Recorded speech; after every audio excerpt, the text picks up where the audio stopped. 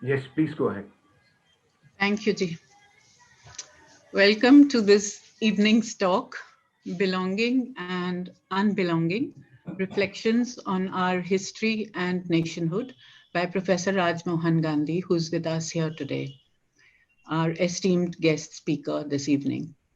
This is a special day, a day when millions mourned the death of the man revered in this country and all over the world as the Mahatma.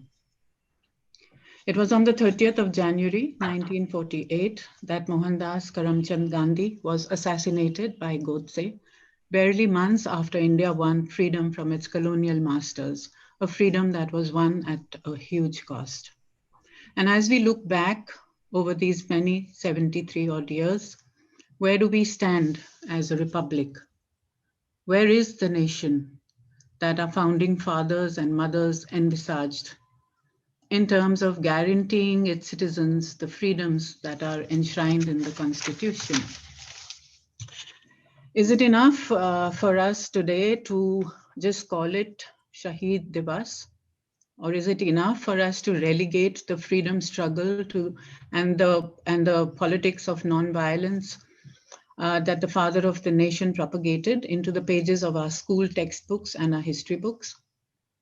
Gandhiji is seen as one of history's most transformative and inspirational figures. But have we Indians lost our way, perhaps? For I often wonder, what would he say if he was here among us now?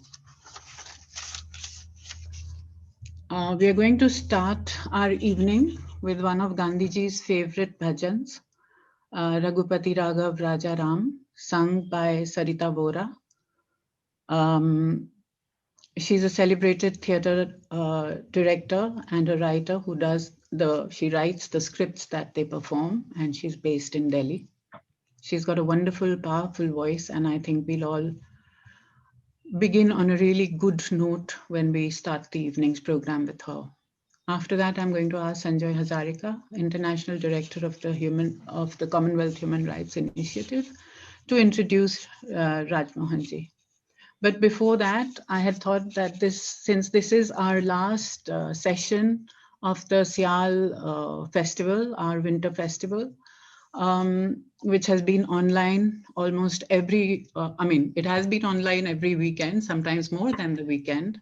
And this is the last session that we're going to have. Let's just have Sarita Vora, please. Yeah. Even I can't see Sarita ji also. Namaskar. Yeah, okay. Okay.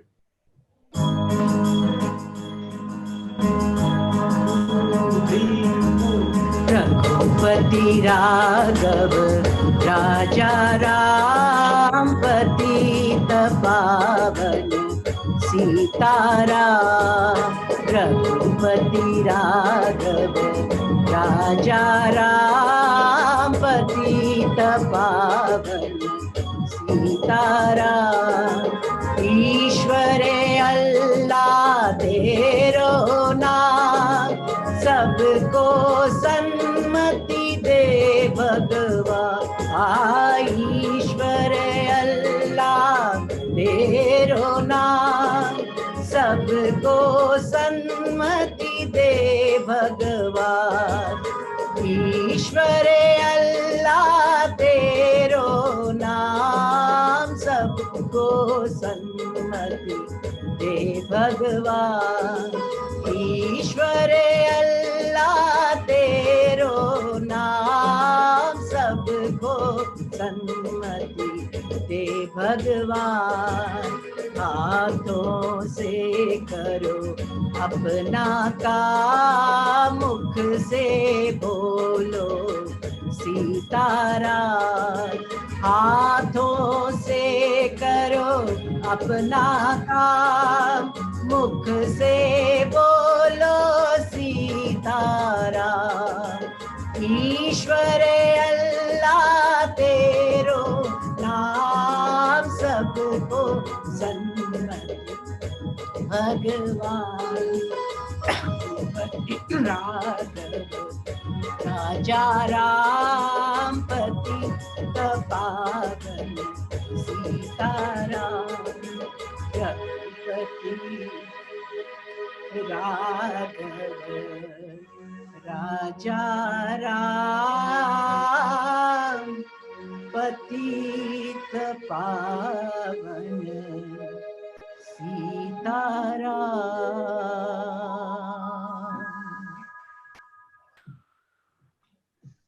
Thank you very much, Sarita.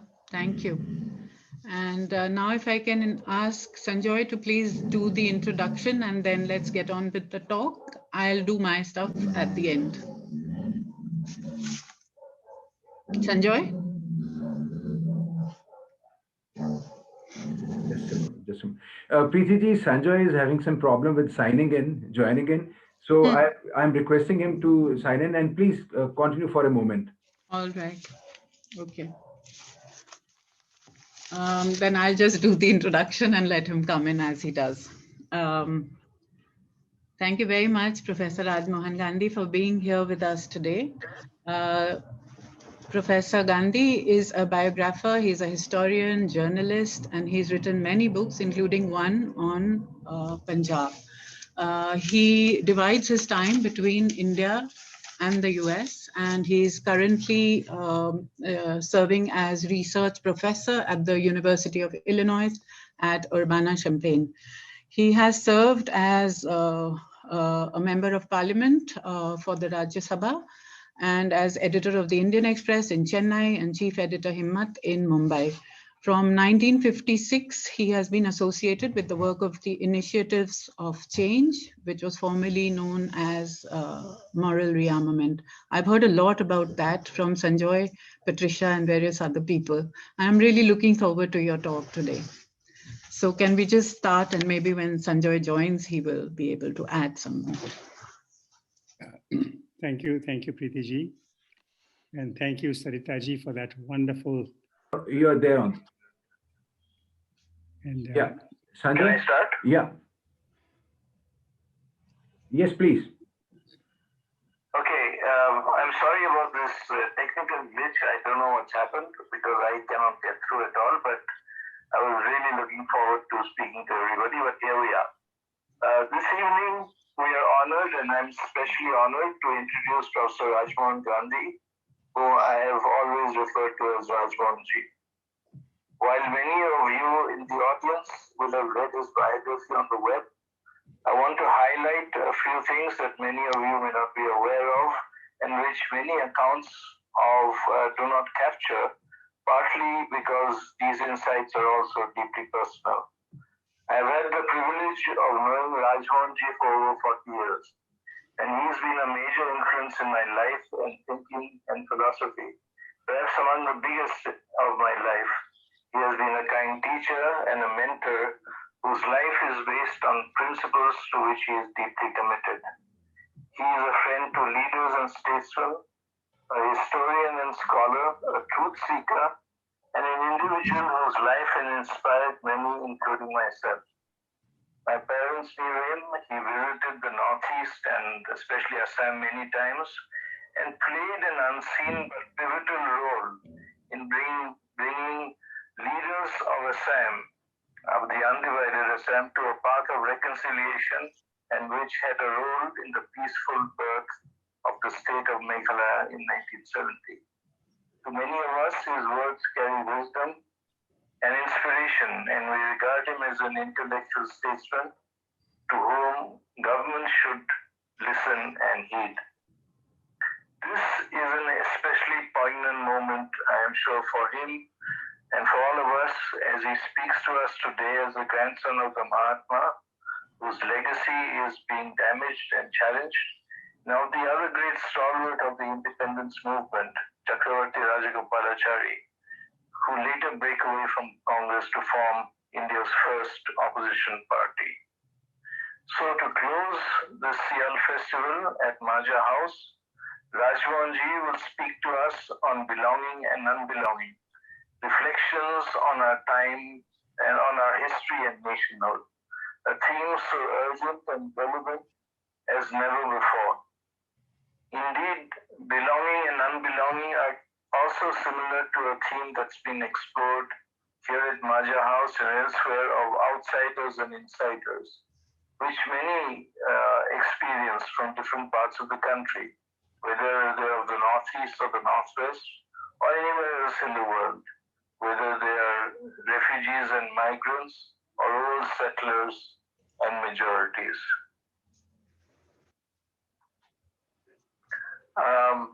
I will introduce Rajmohanji formally now. He's author of a dozen books. He's a historian and biographer involved in trust building and research and reconciliation. Currently, so the College of Education in the University of Illinois at Urbana-Champaign.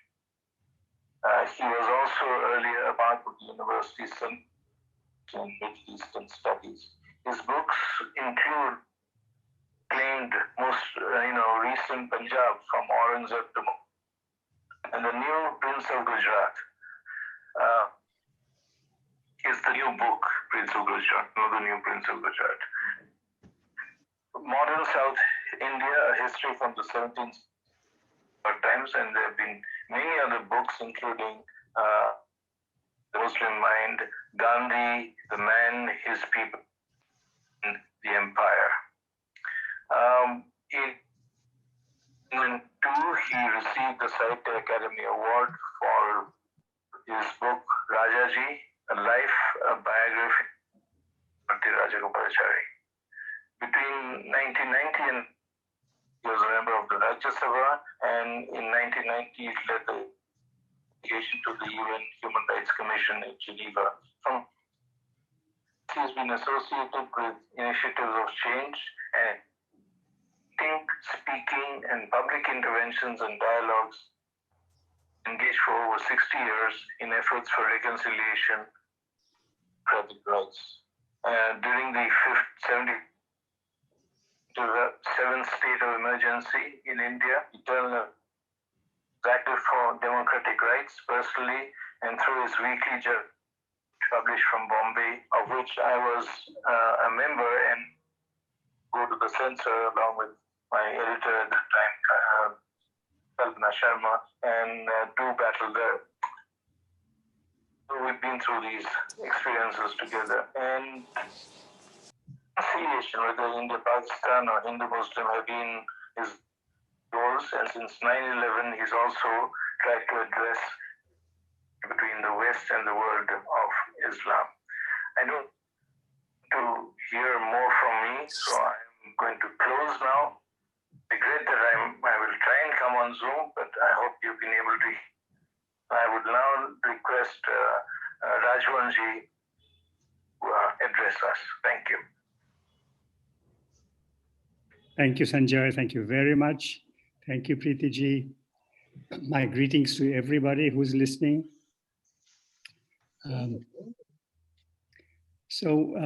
Belonging and unbelonging, reflections on our history and nationhood.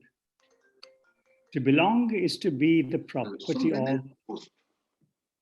to be owned by, also to be connected to be tied to. So when we belong together, you're at my disposal, I'm at your disposal. When we don't belong together, we are aloof, we are cold, we are estranged, we may exclude, reject, expel, blacklist one another. Nationhood connects a nation to belonging. If it is said, for example, that the people of New Zealand have a strong sense of nationhood, that suggests that the people of New Zealand feel they belong to one another. Obviously, nationhood is different from nationalism. If nationhood is a sense of belonging to a nation, nationalism at times can be a sense of denying someone else's nationhood. Now, all over the world today, ethno-nationalism is a useful phrase for understanding what is happening. It suggests that some have a greater right to a nation than others. So the thought that America belongs to its whites, that India belongs to its Hindus, that Pakistan belongs to its Sunnis, that Sri Lanka belongs to its Sinhalese. These are some obvious examples of ethno-nationalist cries. Equality, mutual respect, democracy foster nationhood. Ethno-nationalism fosters hierarchy, domination, discrimination, and worse. It would not be wrong to say that much of the world today witnesses a contest between nationhood and ethno-nationalism, or between belonging and controlling, between consultation and imposition. Now, Sanjay, and before that, Preetiji also spoken about some of my works, my history of undivided Punjab, recent history of South India. These are regional histories covering more than present-day states or provinces. Now, I suppose, perhaps the oldest person among the participants this evening, possibly. And so people like me who remember the history of undivided Punjab are not as many as one would like. So what I remember from the old days, from my childhood, is that Lahore, Rawalpindi, Multan, these were all places that were part of India. Similarly, Dhaka and Chittagong in the east. So many cities today in Pakistan and Bangladesh, in my childhood, were, of course, all of us cities of my country. And similarly, people in what is today Pakistan, Bangladesh, who thought in those days of Delhi and Bombay and Kolkata, Amritsar, as cities of the nation to which they seemed to belong. Now, I'm going to do a very quick chronological sprint, a very selective sprint across Indian history, pausing here and there to make some comments. And I will also take the liberty of foraying outside India and then returning to India. Now, we all know that raiding groups, invading groups, migrating groups came into India century after century. Most of them became Indian, like some other tribes that came in waves century after century, which also became Indian. Unlike the later British, the sultans and the Mughals made India their home. They married Indian women, they married Indian princesses. Now, from some angles, it is a reasonable view to say, oh, the Mughals were invaders and foreigners. They don't belong to us, that is the opinion of some. But the Taj Mahal belongs to us. Same people seem to say. Is the Taj Mahal Indian? Is the Red Fort now at the heart of heated discussions? Is that Indian or is that foreign? Many here have been to the UK. Many of you are aware of the Roman ruins in different parts of the UK, of England. So are the Roman ruins in different parts of the UK a sign of British humiliation, a sign of slavery? Returning to India, Rashtrapati Bhavan, it's a very impressive building. Is that a sign of slavery? Because it was built by the British. Now, I want to now move forward to the 17th and 18th century in India. And as some of you know, at that time, 17th, 18th century, India was seen as the top nation. At the time, India and China were seen as the top nations of the world. Traders came to India for wealth. Mariners came for jobs.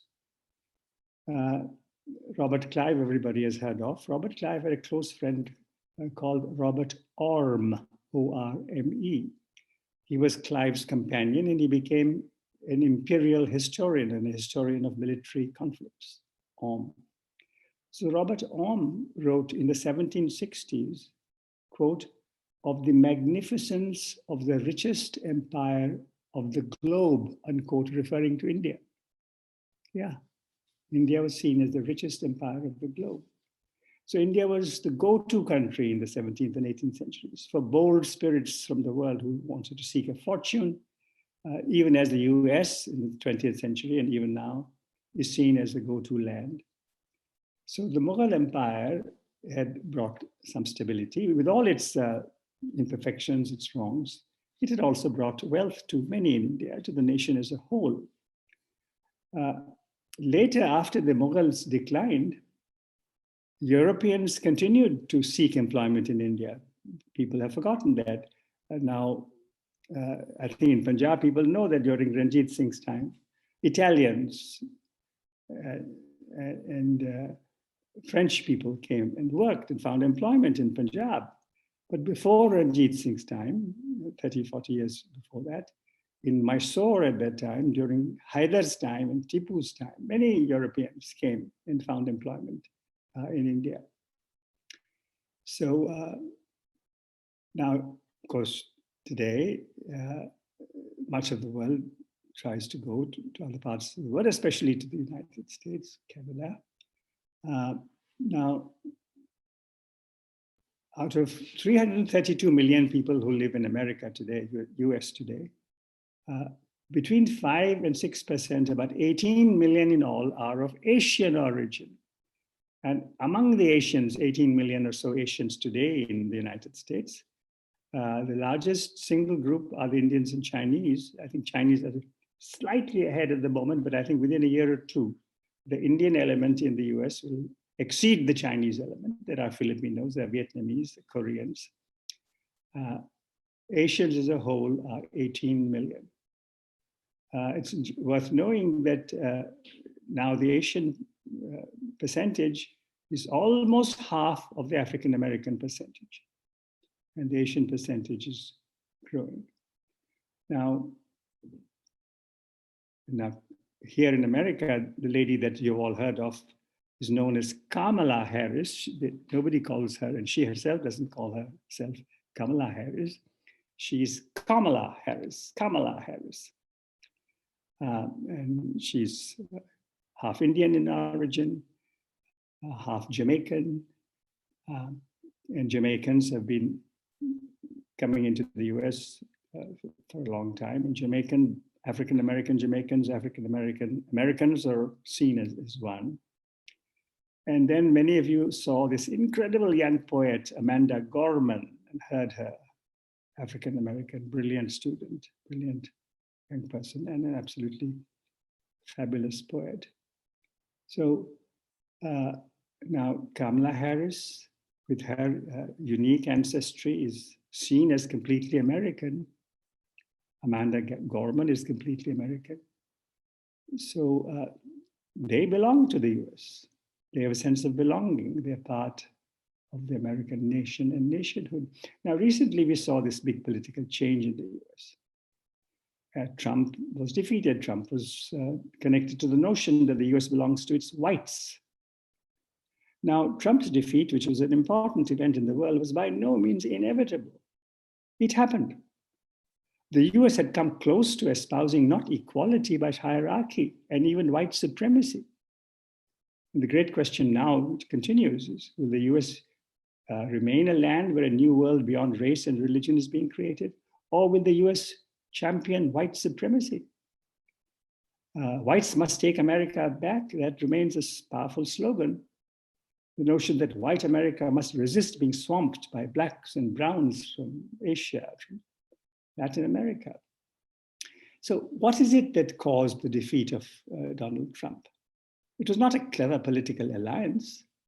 It was not just the charisma in somebody like Joe Biden. No, not at all. What lay behind Biden's win and his installation as president was the independence of American election officers and judges, and the independence and forthrightness of the media. Individuals did their duty in their far-flung posts, and they preserved democracy and equality as values for the nation and for society. Now, to return to India, we were talking about Ranjit Singh's Punjab. French came, the Italians came, found jobs. There was stability in Ranjit Singh's time. And when I was in Pakistan with my wife, and we were interviewing many Pakistanis for my Punjab book, Pakistani Punjabis, as well as Pakistanis elsewhere. And then I was very interested to find in my interviews and conversations in Lahore, more than one person said to me about Muslim women of Punjab during Ranjit Singh's time, that they became literate, and they became literate in Gurmukhi for the first time during Ranjit Singh's time, and for some time thereafter. Punjabi Muslim women were learning the Gurmukhi script. This is the kind of impact that Ranjit Singh's rule had in all of Punjab, including undivided Punjab. I also discovered in my research that some of pre-partition Punjab's Muslim leaders, indeed some of Pakistan's post-1947 leaders, they had ancestors who had served in some capacity or the other in the administration of Maharaja Ranjit Singh. So Ranjit Singh's Muslim officers had descendants who became influential in pre-partition Western Punjab and in Pakistan after Pakistan was created. Long-term impact of Ranjit Singh. And there's one man I'll briefly mention called Fazli Hussain. Those of you who've read History of Punjab know that Fazli Hussain was a very important figure. He came from a Bhatti Rajput background. He was Muslim. He went to England and became a very good lawyer. And then he became a very major leader of the Unionist Party of Punjab. And so, but his ancestors were also, they had attained distinction during the Sikh administration during Ranjit Singh's time. So this is something also worth noting. Now I'll give you a picture, a glimpse of 1857 Punjab. As everybody knows, historians know that 1857 revolt was very active and very conspicuous, visible in UP and Bihar and Delhi, not so much in Punjab.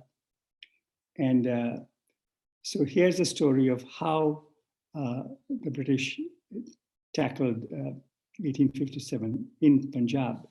And many of you have heard of this man, Nicholson. He was and still remains in some circles a hero of British rule in India, because he was one of those who helped to crush the rebellion first in Punjab and then in Delhi. But here's the story of those imperialist times. So Nicholson was leading a column of British and Indian soldiers based in Punjab. It was going from Punjab to Delhi to crush the rebellion in Delhi, 1857. And Nicholson was a young man. He was not so senior, but because of his, you might say, aggressive, belligerent, machismo attitude, he was chosen to be the leader of this column. So this is the story of Jalandhar at the time in 1857, 22nd June, 1857. And there was a man called Edward Lake. He was a commissioner of Jalandhar division. He had a residence in Jalandhar. And there was a reception in honor of Nicholson when he arrived with his column in Jalandhar. And prominent among the guests at this reception was a very pro-British Sikh influential figure, Mehtab Singh. He was a general. He was a close relative of the Rajya of Kapurthala. Now, some British arrived at this reception, some Indians arrived. Of course, Nicholson was coming. And so, like some British guests who had come, Mehtab Singh, General Mehtab Singh, relative of Rajya of Kapurthala, had kept his shoes on. Some of the other Indian guests had to remove their shoes when they entered this house. So after most Indian guests, including members of the entourage of Mehtab Singh, had stepped out of the front door, and it was the turn of Mehtab Singh to leave. So Nicholson then shouts, he rasps out an order in Hindustani, take your shoes off and hold your shoes in your hands while leaving. I want your followers to see your humiliation. If I'm the last Englishman left in Jalandhar, you are not to come into my room with your shoes on. Now, it was not Nicholson's room. It was the house of a man called Edward Lake, the commissioner. But Nicholson shouted like this at Mehtab Singh. And according to, this is Nicholson's biographer. This is not a critic of Nicholson who's writing this. All this is from Nicholson's adoring biographer. He writes that Mehtab Singh, completely cowed, meekly did as he was told. He removed his shoes and carried his shoes in his hands. And so all swaggering about in the Jalandhar area apparently ended after this demonstration by Nicholson of British dominance over Indians and his own dominance over everyone around him. Now, just a few words, some of you are familiar with this. What was the imperial policy in Punjab after 1857? One, separate Christianity from British rule. Have absolutely no confusion. British rule was one thing, Christianity left to individual Englishmen if they wanted to preach it, but the British government would not preach it. They recognized in 1857 that this was a factor in the revolt, so they wanted to be very careful. Separate Christianity from British rule, recognize the sensitivities of India's chiefs and aristocrats, but rule Punjab and the rest of India as a superior race, dismissing any notion of equality between rulers and subjects. However, offer Punjabis and other Indians a better quality of life through a network of roads, of railway lines, post and telegraph offices, canals, schools, colleges, hospitals, universities, law courts. And a very important element of the strategy was cultivate the peasant, the farmer, and recruit new soldiers for the empire's armies from rural Punjab. But, and this was crucial, underscore every recruit's distinct religion and distinct caste. Ensure that Indian hands stayed from big weapons. They will be given small weapons, but no Indian should be near artillery guns. And finally, aim to make the Punjabi soldier the agent of the empire in his village. The Muslim soldier, the Sikh soldier, the Hindu Jat soldier. Slowly and yet steadily, a new, if small, English-educated middle class emerged in Punjab, entering government service, professions like teaching, medicine, and the law. In the bureaucracy, which remained white at senior level, and also in the professions, some Punjabi Hindus, chiefly Khatris, Aroras, some Brahmins and Banyas, advanced far more rapidly than the province's more numerous Muslims. Now, a double aim was instilled into all three groups, the Muslims, the Sikhs, the Hindus of Punjab.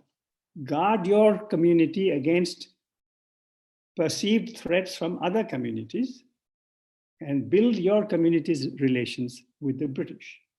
So this was the well-known divide and policy rule. Now, Fazli Hassan, he was first quite a fighter for Hindu-Muslim Sikh unity. He was also a fighter for some kind of self-government. Independence was not yet used, self-government. And he was in the Indian National Congress. But then in 1920, 21, Fazli Hussain left all that. And with the help of the British, he formed the Unionist Party. Now, those of you who know your Punjab history know that the Unionist Party was a pro-feudal party, although Fazli Hussain himself was a city man, but he worked with the rich landlords and helped to create this party of rich landlords. It was a feudalist party, so those of us, or those who hold progressive views, are not comfortable with this, that there should be a feudal party. So you might say that that was a negative mark against the Unionist Party. Secondly, it was a pro-empire party, another negative mark. But there was one remarkable positive thing about the Unionist Party. It was a party of Sikhs and Muslims and Hindus, all three. For a long time, the Congress in Punjab was largely a Hindu party, largely a Shahri party in the cities. The Muslim League was a largely Muslim party, but it was also again a urban party. Some of the Sikh parties had both urban as well as great rural support. But the Unionist Party, yes, under the sponsorship of the big landlords, developed support across Punjab, including in the countryside. So this was an interesting aspect of, and as I've written elsewhere, you might say the failure of the Congress to build some kind of working relationship alliance with the Unionist Party. Eventually, there was an alliance, and Khizr Ayad Khan, Unionist, was supported of the Congress, was Prime Minister, as it was called, Punjab, just before partition. But it was too late. So because of the very strong nationalism of the Congress and this reluctance to have any truck with the so-called pro-imperialist, pro-feudal party, that was a very great weakness, as all historians know, of Punjab. Now, so I mentioned that the British encouraged Fazli Hussain and others. There was Chotu Ram also, he was in the Unionist Party, he was a Hindu Jat leader, very famous Jat leader from Rohtak, I think. And so we know that the British, for all their faults, they did create some kind of political and administrative unity across India. And here, in June of 1947, I will recall some history here. This is not known, or it has been forgotten. June 14, 1947, India became independent in August 1547. On June 14, there was a state in South India called Travancore. Later, it became part of Kerala.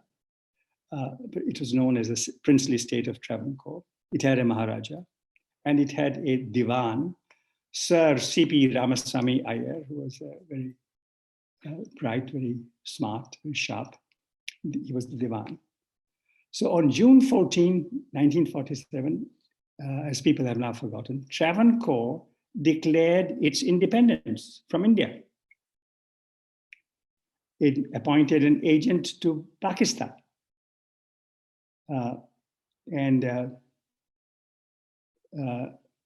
After some time, after 2-3 weeks thereafter, there was a great uproar in Travancore, and both the Diwan had to leave, the Maharaja had to change his mind, and Travancore then joined India. But this is worth noting. So it was when Gandhi was discussing the revolt by the Maharaja of Travancore, supported by the Diwan of Travancore. This is what Gandhi said in Delhi in his prayer meeting remarks. Gandhi said, in India's long history, India was only united politically under Ashoka and Chandragupta Maurya. And that too not wholly, says Gandhi. Then Gandhi says, Gandhi, who's the leader of the freedom movement, only under British rule, says Gandhi, India was united from Dibrugarh in Assam to Karachi, from Kanyakumari to Kashmir. So Gandhi concedes that for all their faults, and maybe for their own purposes, the Brits did give administrative and political unity to India. We all know that, yes, Brits created unity of some kind, but then opposition to British rule created unity among all Indians. And when the British finally left, after the end of World War II, they left in pique, and they helped create deep division again. Of course, we all know that.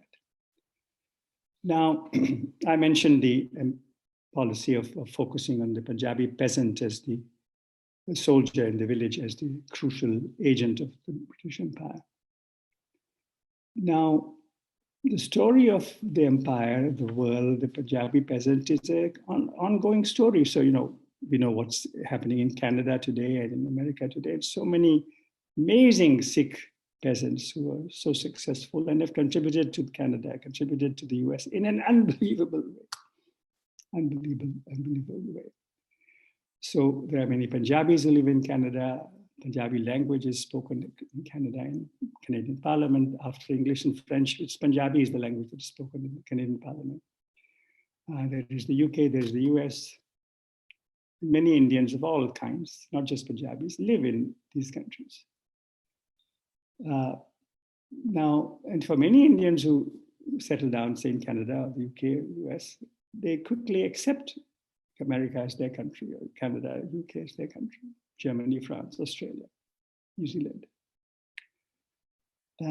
So, the question, who are my people? So the Punjabis and the other Indians in Canada and the US, they say, yes, we are part of the US, we're part of Canada. So a new nationhood is emerging in North America, UK, Australia, elsewhere. I mentioned the South Asians in the US, but South Asians in Canada are even larger percentage. At the moment, 5.6% of the population, but they will become 13% in 2036. So that is the picture of some of Indians, many of them with peasant origins now in all parts of the world. Now I must mention, returning to the theme of belonging, unbelonging, to the question of Kashmir. I won't spend too much time on it, but I must make some remarks. Many Indians feel that Kashmir belongs to us. But they also say or feel Kashmiris don't belong to us. Kashmir, yes, belongs to us. Kashmiris, no. Yes, the Pandits of Kashmiris, yes, they may belong to us, but not the other Kashmiris. We will not accept them. We will unbelong them. They will be cast out of our circle. They will be outcasted, blackballed, expelled, disbarred, suspected, disconnected from us, disconnected from the internet also. And do we feel we belong to the Kashmiris? Belonging is not a one-way street. Taking over is not belonging. There are many synonyms for taking over. So the government of India abolished Article 370 and took over Kashmir. State was turned into union territory. And this is a piece of history that will always remain, will never be forgotten by Kashmiris or by the world.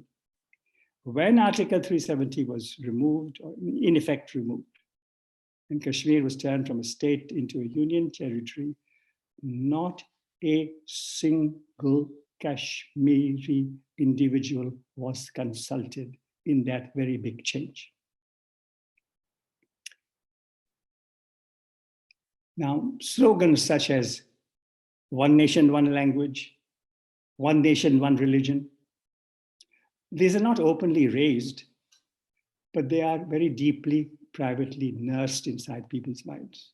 One nation, one language, one nation, one religion. And this, of course, is the opposite of belonging.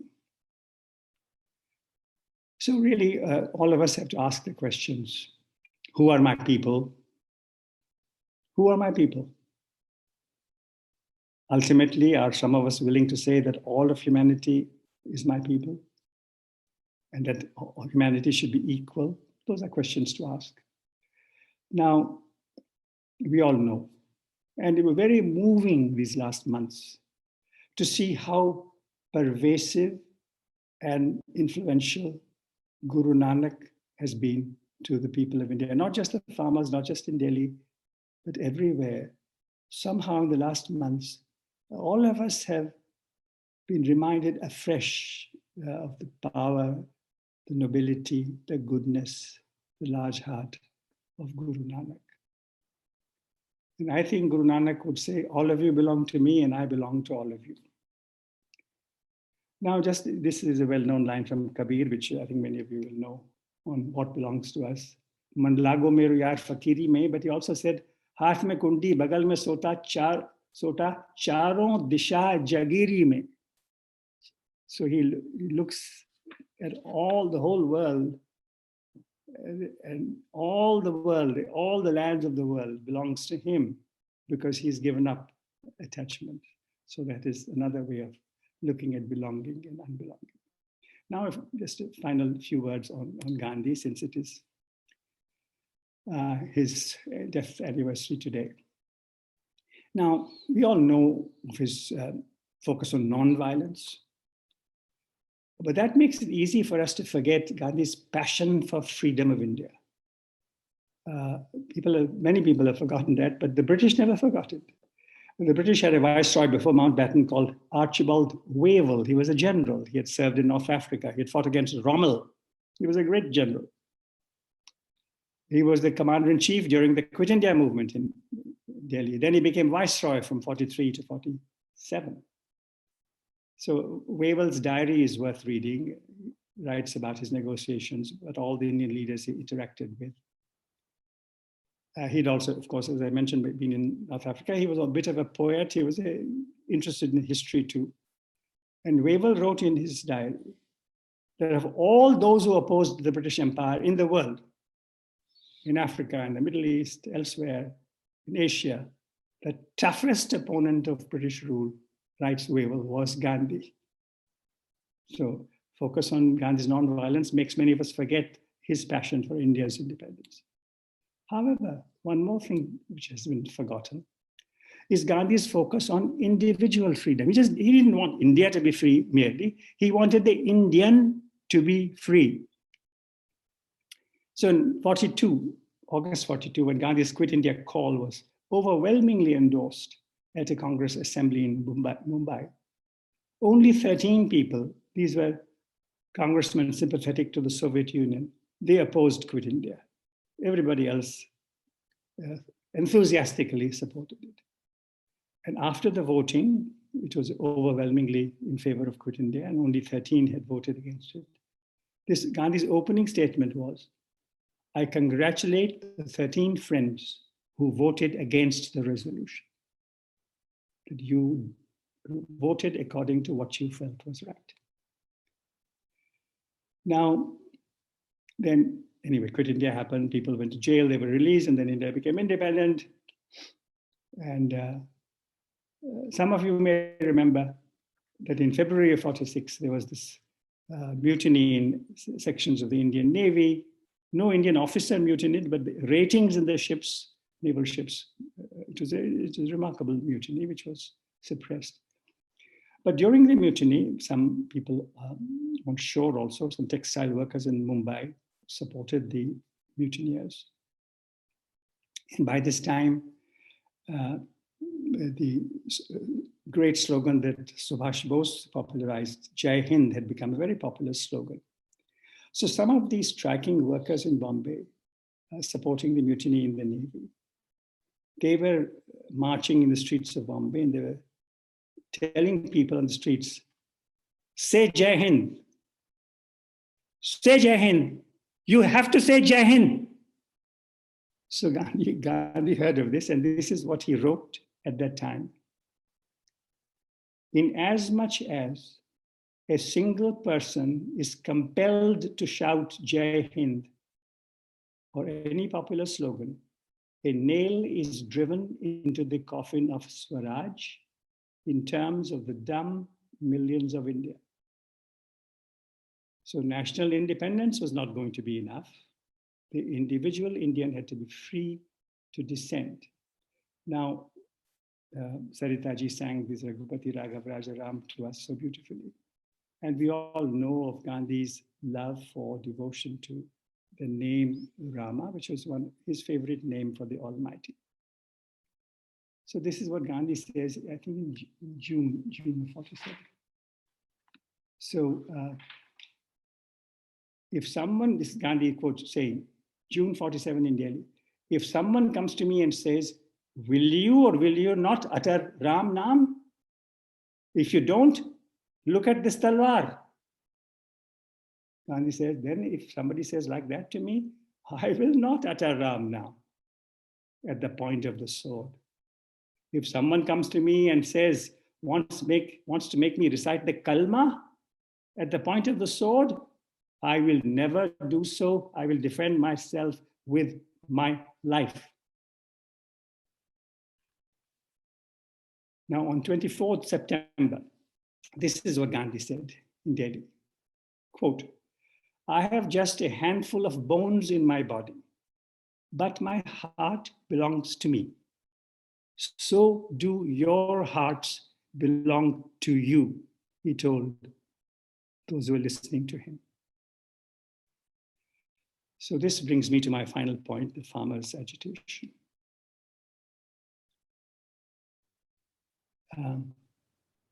Farmers were not consulted. The laws to affect the future of millions of farmers, the farmers were certainly not adequately consulted at all. The states were not consulted. Now, the Constitution places agriculture in the state's list. Yes, there is some provisions of state union government to do something, but basically it's state's question. Agriculture is different in different states, and different states have to address it. The states were not consulted. Parliament was not adequately consulted. Laws were very quickly rushed through, almost like an ordinance. The committees of Parliament were not consulted. And of course, the bills were rushed in the middle of a pandemic. Some people hold that it was all for the benefit of corporates. And what did the farmers, what are the farmers showing? Punjab's farmers, farmers of UP, farmers, Rajasthan, elsewhere, all across India now.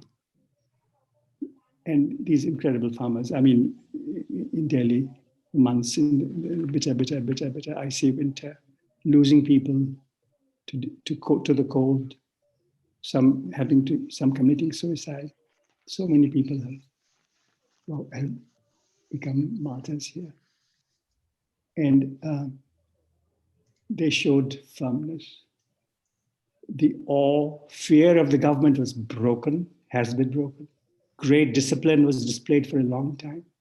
So as a historian, I can say that in scale, in duration, in endurance, this has been the biggest protest movement that India has seen in its recent history. We also know that the protest has forced the government, compelled the government at least to put the laws in abeyance, if not yet to take them back. That hasn't happened often in recent years. This government is a very strong government. It has had to suspend these laws. Incredible achievement. Now, the incident of a section of farmers departing from the accepted route, moving to the Red Fort, hoisting a religious flag there, has entered discussion, has entered debate across India. And people say that this incident has hurt the prestige of the farmers' protest. But we all know, I think, even though I'm in Urbana, but I follow the news in India, it seems clear that the element that did this did not represent the farmers. And those who have led it have histories which seem to merit investigation. But the climb down of the Modi government is a significant event in India's ongoing story. But let's look at the farmers again. They protested on their own, without political parties leading them or guiding them. They protested without fear. They negotiated without losing a millimeter of their independence. They took their own lunch in their negotiations with the government.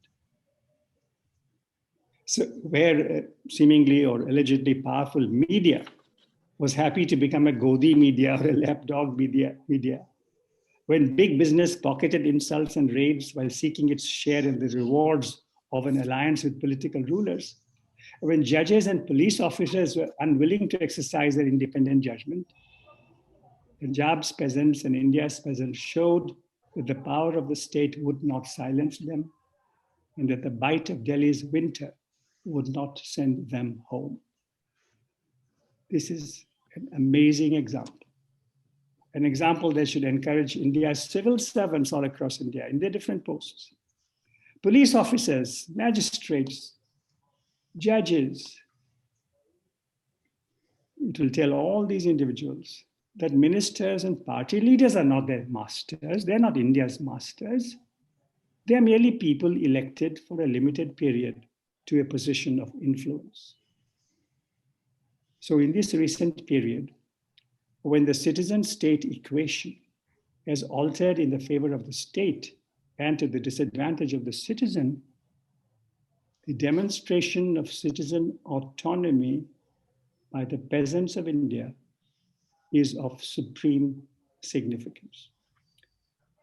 So with that, I conclude, and I thank you all for listening to me and for giving me the chance to meet this group. Thank you. Sanjay, you are there. You can. Sanjay, do you have something to say? I couldn't hear a lot of the stuff. Was it breaking up or what? I don't know. But then No, it's fine.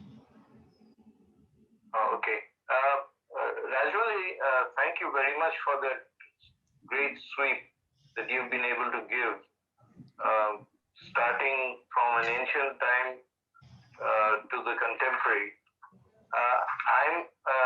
I will ask, because I'm on the phone and I can't see the comments, I'm going to ask either Preeti or Mr. Chamak to kindly read the questions or comments. I have one though to kick off.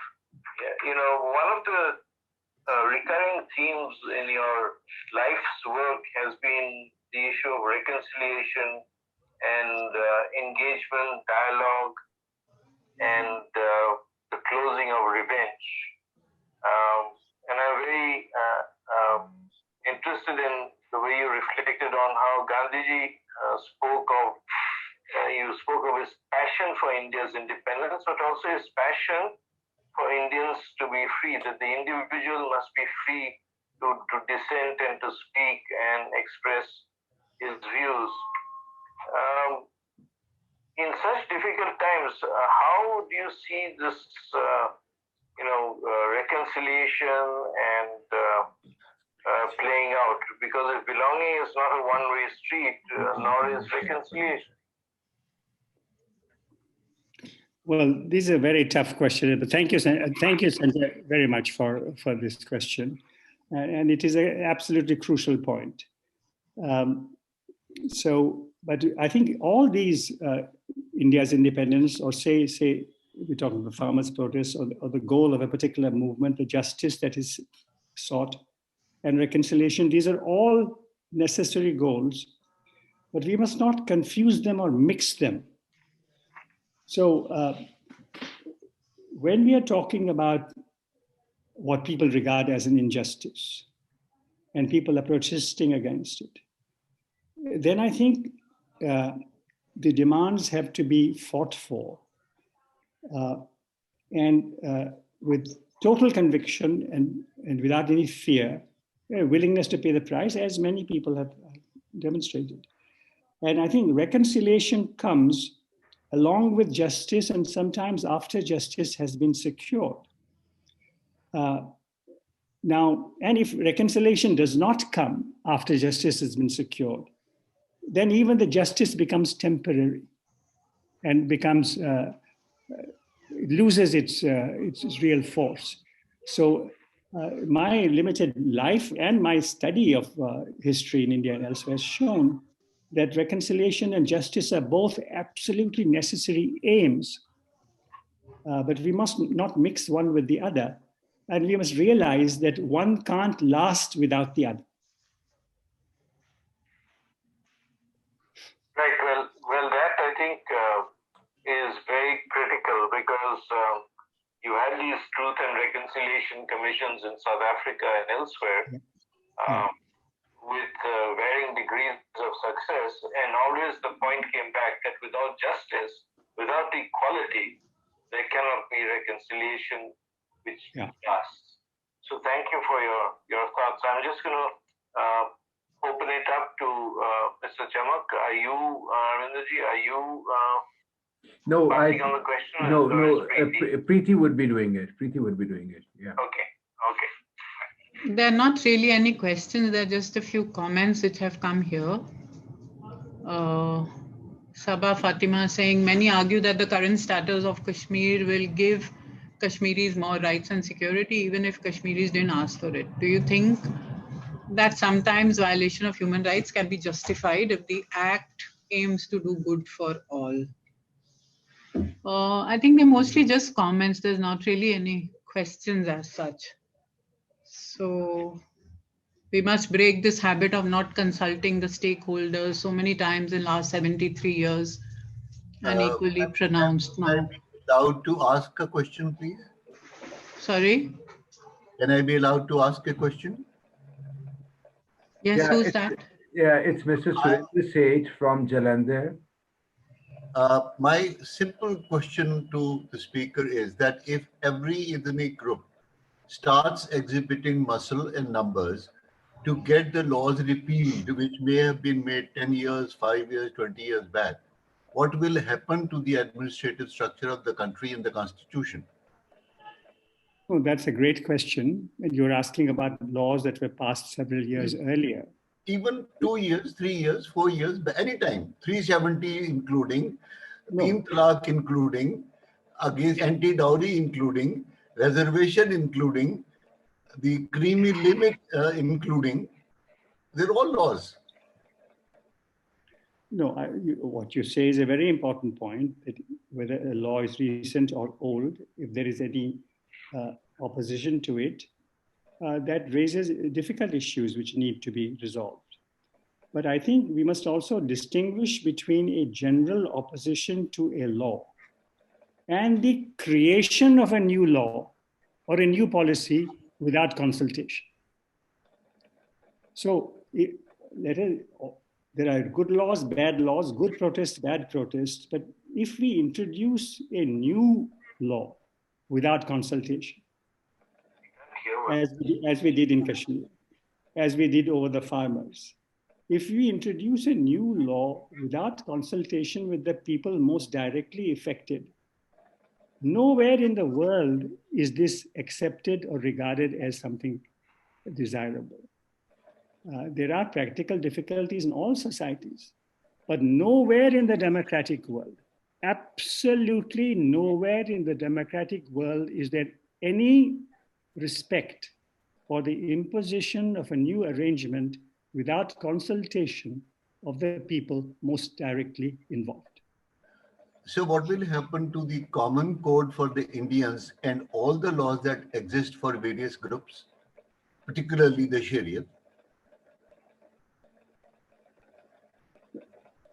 So, I mean, there's actually more questions, and I think we'll take one now from Manjeet.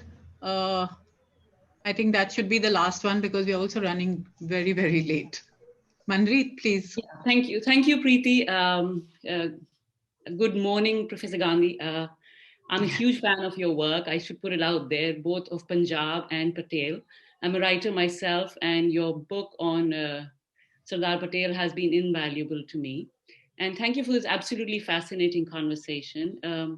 I just had one question, which was, as you started your session and you mentioned how in the US, the sort of power of the individual, the role they played in ensuring that the change in administration could happen.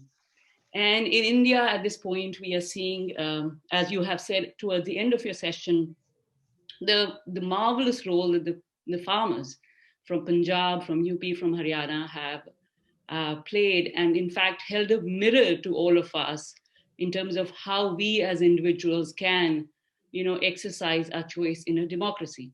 My question to you, considering your vast experience as a historian, as a thinker, is do you feel that the lack of a viable opposition makes it difficult for us as a nation going forward?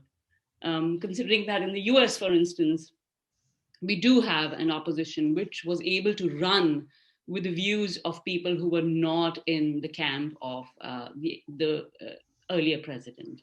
So the lack of an opposition which can harness all that people who do not agree with the current administration and run with it. Do you see that as a point which will make us falter going forward? No, what you say is absolutely correct. It is a reality that we don't have a consolidated, united opposition. So in America, there was a single Democratic Party all across America.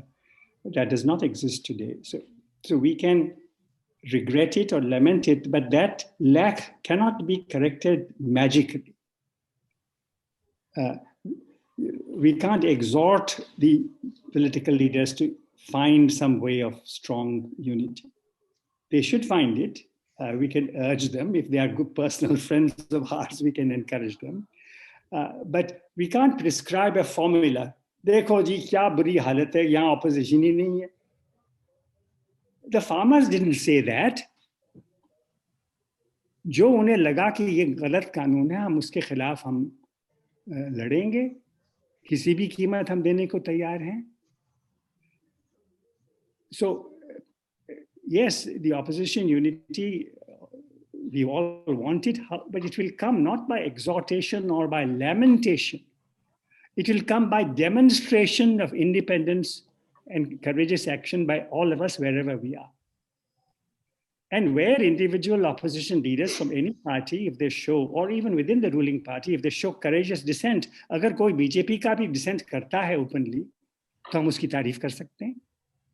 और अगर किसी opposition leaders में कोई बहादुरी के साथ लड़ते हैं, चाहे वो आज या कल जीते या न जीते, but if they give their opinions very courageously and frankly, we can respect that.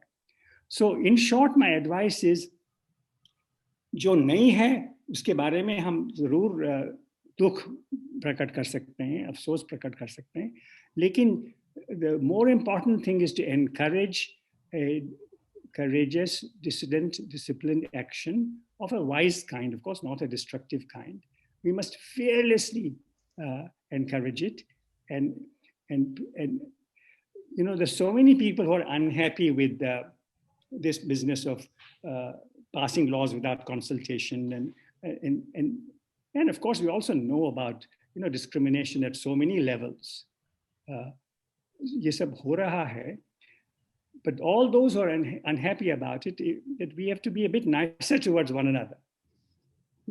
Just not blame that, see, oh, इसने ये कर दिया, उसने वो कर दिया. These are tough situations, that there is no easy way out. I mean, what the farmers have shown, nobody could have planned it. Just as what happened in America, even this demonstration of independence by the election officers, Republican election officers in crucial battleground states, it need not have happened, but it happened. It was not because there was a unified Democratic Party that the power equation altered. It was the courageous action by people where they were that made the difference. Thank you.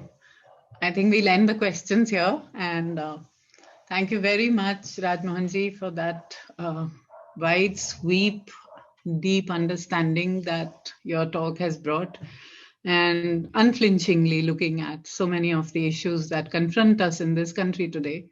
I won't say the world, but definitely, I mean, I have a huge amount of depression for so many of the things that one is looking at these days. I think we need to hear a voice like yours,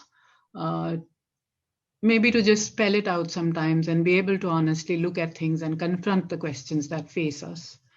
So thank you very much for that. And it's been a really good festival for us at Majha House. It would have been even nicer if we could have been there in Amritsar, sitting together, drinking our tea and having our samosas occasionally and listening to wonderful people talking to us.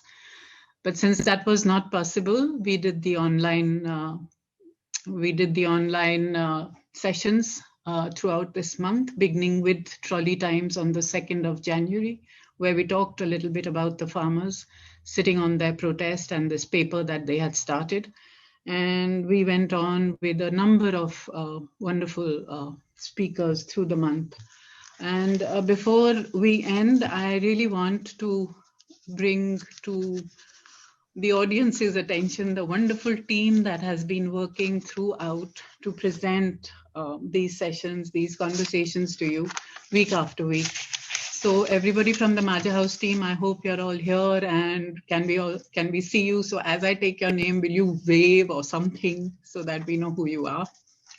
Arvinder ji, Dr. Chamak, he's my man for all seasons. He's an actor, he's a poet. I mean, everything he takes on, and he's of course our technical host also for all these sessions. Ramanjit Grover, Tutu. I don't know whether she is here, but advisor and best friend, person who actually introduced me to Amritsar and to a lot of the people who are now friends. Jasmeet Nair, Niku, a woman of many talents. Again, poetry, singing, keeping a fabulous house, making the best food. And of course, she's been in education. She's been a teacher, a principal in Amritsar. So many, many things that she does exceedingly well. Indu Arora, a wonderful friend, loyal, steadfast, and always there for us. Nazi Puri, our book fairy, and she has a pulse. She knows what children are all about. a voracious reader. I hope she's here as well. Gurleen Arora, dynamic young achiever, who's also looks after our social media. Colonel Sudhir Behel, who always has my back. Munish Singh, enthusiastic, full of ideas for new sessions that we can have. Jasmeena Sachdev, an organizational genius. Bhushan Malik, a mathematical genius who keeps our feet firmly planted on the ground. Bani and Gayatri, both of whom my daughters, my touchstones who tell me what is right and what is wrong. And finally, K.S. Gill, my husband, my partner, friend, my sounding board, advisor, ultimate rock. Good Pratap. So that's everybody here. Thank you very much for being here today. Preeti, you missed out Good Pratap Khera. Did I? Yeah. I couldn't have because I have him here. Good Pratap Khera, I'm sorry. He was number 4 on my list and obviously I skipped one. Poet and a whiz with words. Where is he? And he manages all the press in the most fantastic manner. Good Pratap, there you are. Yeah, he's there. You were number 4 on my list, okay? He's already patted on his back by himself. Thank you very much, all of you, for being here and for being such an integral part of this place that we have together set up in Amritsar. Thank you. Thank you all for being here today. And thank you very much, Sanjay and Rajmohan ji, for being here. Thank you so very much. And I'm extremely sorry for some technical issues with the Zoom. And we'll try to find it out why it happened. And unfortunately, many times, technological things, they just go wrong. And thank you so very much. Wish you a good day, Rajmohan Gandhi ji. You have a beautiful day ahead. And wish you all good night from India and Pakistan and other parts of the country. So, yeah, nice. Rajmohan Gandhi ji, namaskar, namaskar. I just want to say congratulations to this wonderful team. I mean, I'm so glad that I could at least see some of you, hear the names of many others. And I think Majha House, what he's doing and has done is absolutely amazing. I salute all of you. Thank you so much. And we wish you to have you in Amritsar. God willing, absolutely. Thank you. Thank you, sir. All right. Goodbye. Good night. Thank you. Thank you so much. Thank you, everyone.